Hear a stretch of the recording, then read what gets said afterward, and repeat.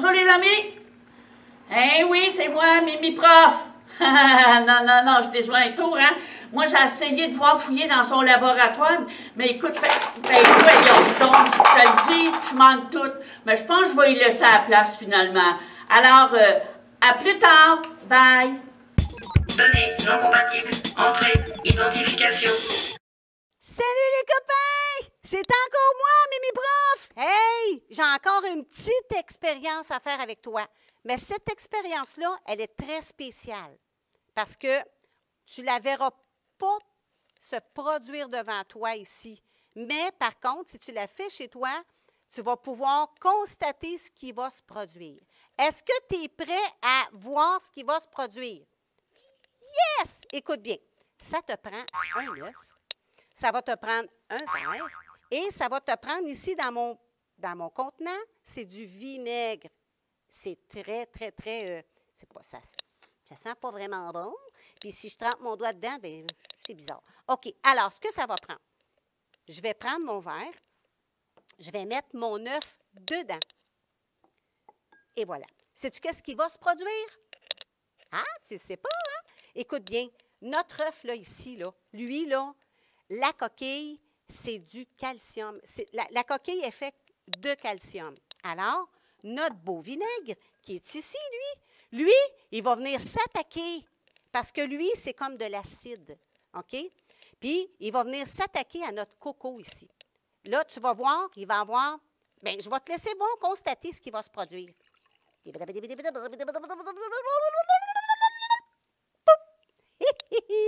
OK, regarde bien ce qui va se produire. Là, toi, tu ne le vois pas, mais j'ai un ami ici qui va te le montrer bien comme il faut. Ce qui est en train de se produire, c'est que là, le vinaigre s'attaque à la coquille de l'œuf. Et puis, quand il s'attaque à la coquille de l'œuf, là, il vient tout le... C'est comme s'il veut le bouillir, là. Puis là, la carapace, quand même, est un petit peu dure. Puis là, à la longue, moi, sais-tu comment ça m'a pris de jours pour voir quelque chose de spécial? Ça l'a pris 13 jours. Est-ce que tu veux voir ce que ça l'a donné? Oui! Écoute bien, regarde bien ça. Voilà. Mon œuf, après 13 jours de, je ne sais pas comment je peux dire ça, après 13 jours à avoir été frotté puis manipulé par le vinaigre, c'est ce que ça l'a donné. Regarde bien. Mon œuf est devenu translucide. Et tu peux voir au travers de mon œuf, est-ce que tu vois bien? Tu peux voir le jaune d'œuf. Tu peux voir le jaune d'œuf, c'est spécial, mais après 13 jours, il faut que tu sois patient. D'accord? Moi, sais-tu à quoi ça me fait penser, ça? Ça me fait penser quand, là, un coup qu'on a accepté Christ dans notre vie. Jésus, lui, il ne veut pas qu'on reste tel quel parce qu'il veut qu'on, et premièrement, il veut qu'on aille au paradis avec lui, il veut qu'on nous voir avec lui au ciel, puis il veut nous transformer. Alors, comme le vinaigre vient transformer la carapace de l'œuf qui est ici, là, tu vois toutes les bulles, bien, c'est ce qui est arrivé. C'est que Jésus, il veut nous changer, il veut nous transformer. Pour nous transformer, bien, il doit briser notre petite carapace qui est autour de nous. Puis, il n'y a que lui qui peut faire ça, hein, qui peut briser cette carapace-là. Puis, s'il veut faire ça, c'est parce qu'il nous aime.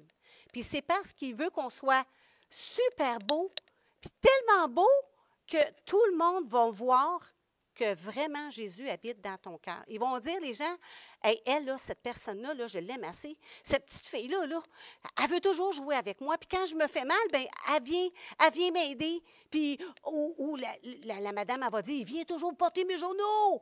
Il est vraiment gentil, ce petit garçon-là. Bien, à force, à la longue, ce qui va arriver, c'est qu'on va voir au travers de toi ton cœur. Comment Dieu t'a changé, comment Dieu t'a transformé. C'est-tu pas génial?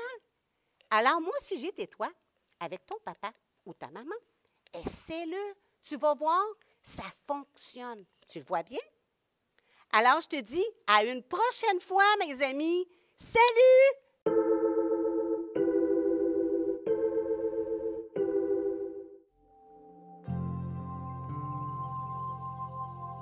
Jésus a raconté l'histoire d'un homme riche qui avait 2 fils.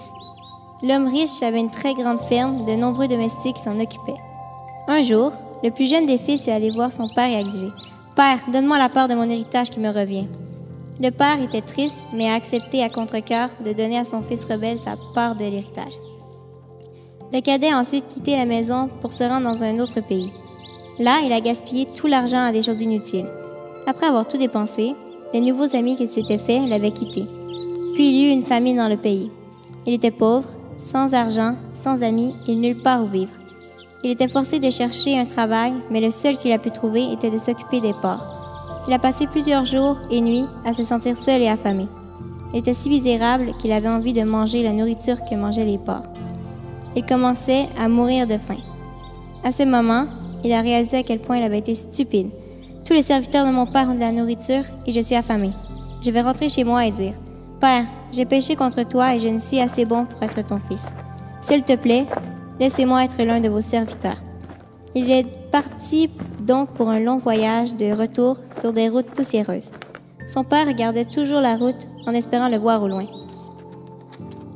Puis un jour, en regardant, il a vu quelqu'un au loin descendre la route et il a reconnu son fils.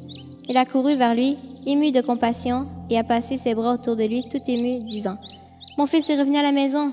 Il pleurait. Le fils était tellement surpris qu'il pleura. « Père, j'ai péché contre Dieu et contre toi. Je ne suis pas assez bon pour être appelé ton fils. » Son père lui essuya les larmes de ses yeux et répondit « Je te pardonne parce que je t'aime tellement. » Le père a alors appelé ses serviteurs. « Allez me chercher la plus belle robe et habillez-le. Mettez-lui un anneau au doigt et des souliers aux pieds. Soyez le meilleur veau, nous allons avoir une grande fête pour célébrer le retour de mon fils. » Mon fils qui était mort et maintenant il est revenu à la vie. Il était perdu et il est retrouvé. Quelque temps plus tard, le fils aîné est rentré à la ferme après une dure journée de travail. Dans les champs, il pouvait entendre la musique et les danses d'une grande fête. Un domestique lui a dit « Votre père célèbre le retour de votre frère et a tué le veau gras. » Jaloux, il se mit en colère et ne voulut pas entrer. Son père sortit, le pria d'entrer et lui répondit « Il y a tant d'années que je te sers sans avoir jamais transgressé tes ordres. Et jamais tu ne m'as donné de l'argent pour que je puisse m'amuser avec mes amis. Et voilà, ton fils qui a tout dépensé, vous le fêtez. » Son père lui a expliqué « Mon fils, tu es toujours avec moi et tout ce que j'ai est à toi. Mais il fallait bien célébrer ton frère, car il était mort et perdu. Il est maintenant retrouvé. » Jésus a raconté cette histoire pour nous faire savoir que notre Père céleste nous aime tellement, même quand lui on désobéit. Cessons d'être désobéissants et retournons à lui. Il nous accueillera à bras ouverts.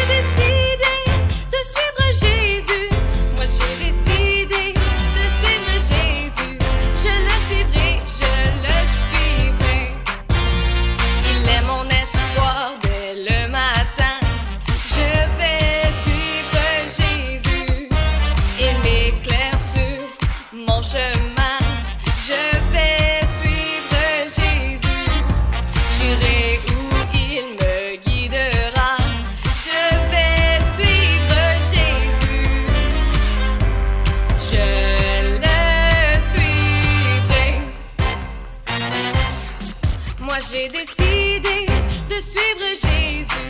Moi j'ai décidé